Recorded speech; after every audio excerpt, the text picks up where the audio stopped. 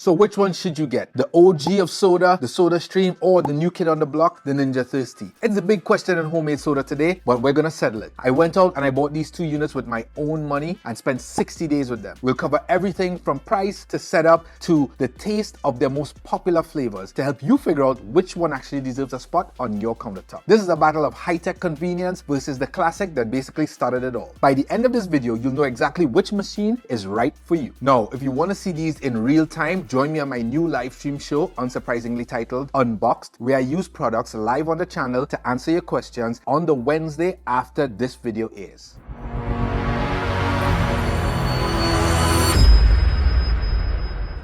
Let's kick things off with what you get in the box. Setting them up side by side, you can see there are two totally different philosophies. With the SodaStream, and this is the E-Terra bundle I got, we'll talk about that when we talk about price later on, you get two 60-liter canisters, you get 3 bottles that you can pressurize, you get 2 bottles of drops, or flavored drops, and then you have the unit itself, which really has a small form factor. Then there's the Ninja Thirsti. Unboxing this feels a little bit like opening a fancy coffee machine. It's bigger, it's a little bit heavier, and it definitely makes a statement. You could tell right away it's a more complicated machine by just looking at the front. Inside, you get the Thirsti unit and a 48-ounce reservoir that you can use to just refill your water as you go. It comes with a 60-liter CO2 canister and 2 flavor pods, they call them water drops. The design is sleek, but you can't ignore its size. Instantly, this Thirsti screams automation, while the SodaStream whispers simplicity. Okay, let's look a little closer at the build and installation. Let me get out my trusty tape here and give you some measurements. So the width of this unit is just about 4 5/8 inches. It's not wide at all. When you look at the front to back measurement, and maybe I'll take the bottom and give you that accurate measurement here. This is about not even 8 inches, so about 7 3/4 inches. And then when we look at its height, it's about 16 3/4 inches high. So really not bad. Even if you round it up, it's 5 by 8 by about 17. And then when you're trying to look at its operation, you have just 3 buttons on the top. There's basically like a low, medium, and high amount of fizz that you want to put inside your beverage. And on the back, you literally just pull the back panel off and you have just a lever here. You put the can in here and it can go in any direction. I know you might see this, like this knob here, this bolt, and think that it has a special direction to install it. It doesn't. You can install this anyway. So once you get it seated in here, all you do is pull this down and that's it. It's installed. You put the cover back on. You plug it in. Let me grab the plug. Plug goes underneath. As you can see, it's very light. And that's it. You're ready to go. See blue light on? That's it. As we look at the Thirsti, I'll get out my trusty tape again and let's get some measurements. So the unit itself is close to the SodaStream. It's about 4 5/8 inches, but you gotta remember, this Thirsti has a reservoir, which is pretty cool, but it gives it a bigger footprint. So as you stretch across, it makes it about 9 inches. So it's wider, almost double the width. If we look at the depth, so basically from front to back, this is 14 inches as opposed to the 7 and change or whatever the SodaStream was. And then we look at the height, almost 16 inches exactly. So it's just a smidge shorter than the SodaStream. So you can see a slightly bigger footprint. I can lift this with one hand, but I wouldn't advise it because it's pretty heavy. I could lift with one hand easily the SodaStream. So those are the few differences just by looking at it. Now let me take this water reservoir off. Oh, something cool about this water reservoir is this plastic knob here actually turns blue whenever you're ready or you have the water in here at the ideal temperature for carbonation. This turns really deep blue. So it's a good indicator. So if you put warm water in here, it won't turn blue and you won't be able to use it, or you shouldn't use it. You should only use cold water. So that was a cool thing that came with this reservoir. So I'm going to turn this to the side and show you where you put your CO2 canister. So you pull this out, you get your canister, you put it up in here, and it actually has instructions to show you which direction you need to turn. In this case, you're turning left to right. So you just screw this up. Eventually it'll stop just like that. Then you put it down and that's it. You close this and you're ready to go from a carbonation perspective. Now, if you turn this back, I'm going to turn it so you get to see the front. You can see this open here. This is where you put the water drops, which are the flavoring bottles that you use to flavor your carbonated water. I have the 2 that came with this unit right here. This is the cola and this is the lemon, I think. To put them in, again, this just pulls down. Just like that. You open this all the way back and you can see there's a place for it right here that fits perfectly. I'm going to just put this one in. Open the cola. Yep, Get that in, then you close that up, and that's it. You're ready to go. Unlike the SodaStream that only has 3 buttons for carbonation, this unit has 5 buttons, 4 of which have multiple levels to it. So let's take a look. As you can see in front, there's a carbonation button, there's a start button, there's the size of drink button, and there's flavor 1 and flavor 2 buttons. If you look at the carbonation button, you can get this either still, so you can have no carbonation, and then you can have level 1 carbonation, level 2, or level 3 carbonation. Then if you come across to the size button, it goes in 6-ounce increments. So you have 6, 12, 18, and 24 ounces. You can do either one of those on this unit. Then if you come down, you have flavor 1 that you want to get, and you have 1 level of flavor 1 or 2 levels of flavor 1 or no flavor at all. You can do that. The fun part is if you press flavor 1 and then you press flavor 2, you'll see the combo button highlight, and it's going to do a combination of each flavor in whatever level of flavoring that you selected. This has a lot of customization here on the front that can happen automatically once you just set it up the way you want it. Now to use the SodaStream and do the ultimate taste test, right? So I'm also going to time this to see how long it takes to actually generate the carbonated water, and we're going to compare the two between the SodaStream and the Ninja Thirsti. So let's go. From when you open this up to when you put it in, then I'll start. This, you just pull it out, you put the bottle in, and that's it. You don't have to screw or anything. Now it's plugged in already. I'm going to reset and then start. That was it, 8 seconds. I used the middle level of carbonation. So I didn't go too much carbonation. I just used the middle level. And so you open this up, you heard that. And now you can see all that bubble and carbonation in here. Now they partnered with Bubbly. Now you know Bubbly has carbonated water. Bubbly is its own brand of carbonated water, but they've partnered with SodaStream to provide the flavoring for the SodaStream. So this is a partnership that they have going on clearly because these are bubbly flavored bottles. Now you have to put to 1 bottle of this, you have to put 3/4 teaspoon of the bubbly flavoring. And I'm going to do that right now. I'm going to put some cherry in. So let's do that right now. Open this bubbly flavoring, 3/4 teaspoon, put that in.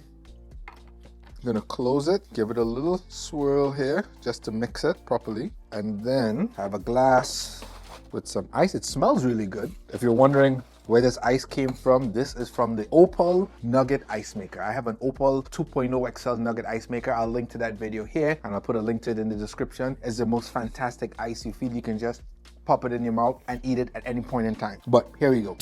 Ultimate taste test. You hear that? Oh yeah, hear that fizz. All right.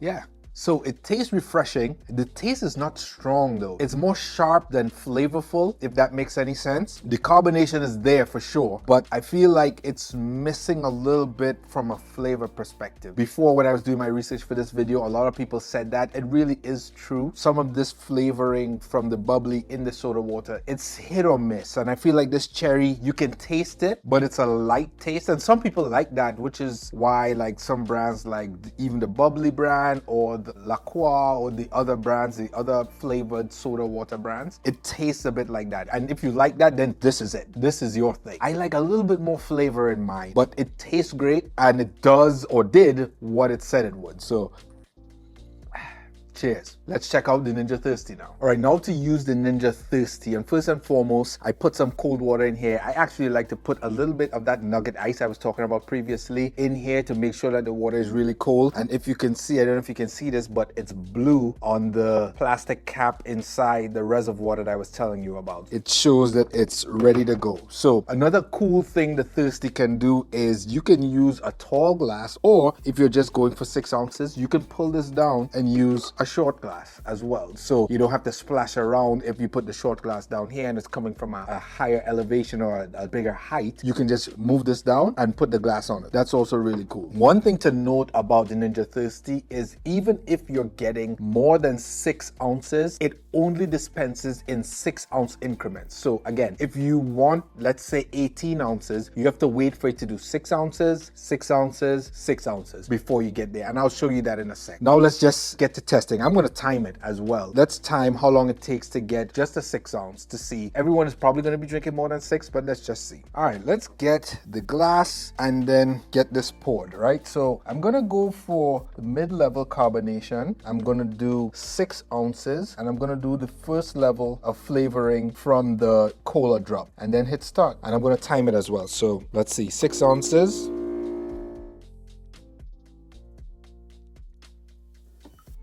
And that sound means you're done.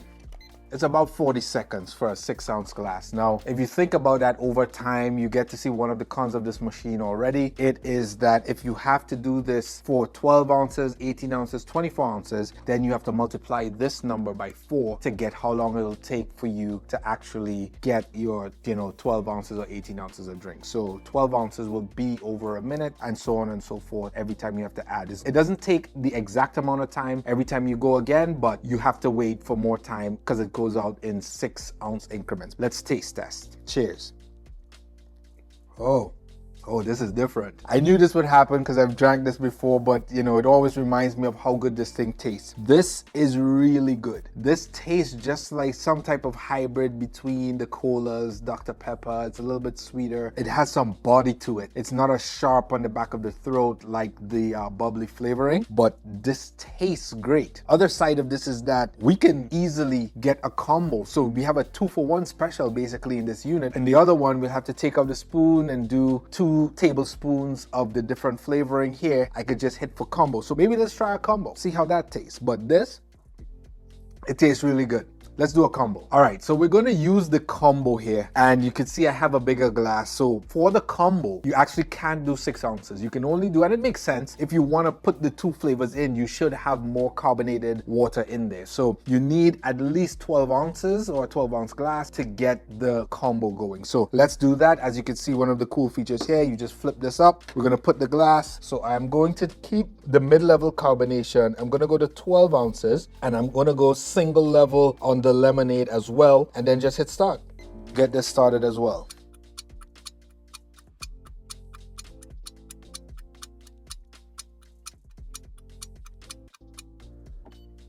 So the machine is done when you hear that chime. So that was 1 minute and 14 seconds to get 12 ounces of combo cola. Let's taste test.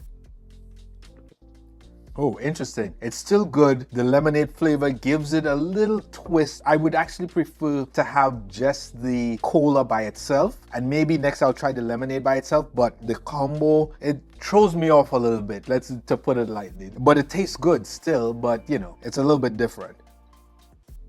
Yeah, I prefer the cola by itself, but as you can see, it's 1 minute and 14 seconds to get 12 ounces. So it was a little bit faster this time around, but you still have to add that. It was what? Let's say 37, another almost 30 seconds to get to the second 6 ounce serving to come out. So this was really good. This tastes really good. But next I have something, stick around. I have something to show you on the SodaStream that I think you'll love from a customization perspective. It's not customization like this, but you can use whatever you want in the SodaStream, and I'll show you right now. Let's go. What I like about the SodaStream, although it's very manual and you only have like the flavoring from the bubbly and stuff to use, is that you can actually use this platform to carbonate whatever juice you like. Whatever is your favorite juice. Like for me, I really love passion fruit juice. I'm gonna fill it up to the line. It wasn't filled up to the line. Let me make sure it's filled up to the line. And then I'm gonna go 1 level of carbonation.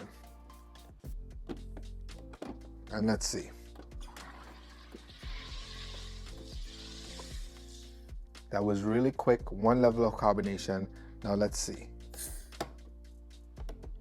Yes. You saw me pause there for a second, and that was because I've done this before. And you see this fizz that comes up here? You know when you shake up soda and then you open it, how it overflows? That has happened to me with this. So that is one of the downsides of this. When you're not using just water, it fizzes up a little bit more. But at the same time, if you use level 1, you can get carbonation in your very favorite juices, drinks, mixers, whatever it is, chasers, whatever it is you want. and you can use it. So it makes this, even though you don't have some of the very specific levels of customization that are in the Ninja Thirsti, you can customize anything. So it feels like this is almost like a real open platform that you could use to make drinks how you like them. Cheers. Refreshing.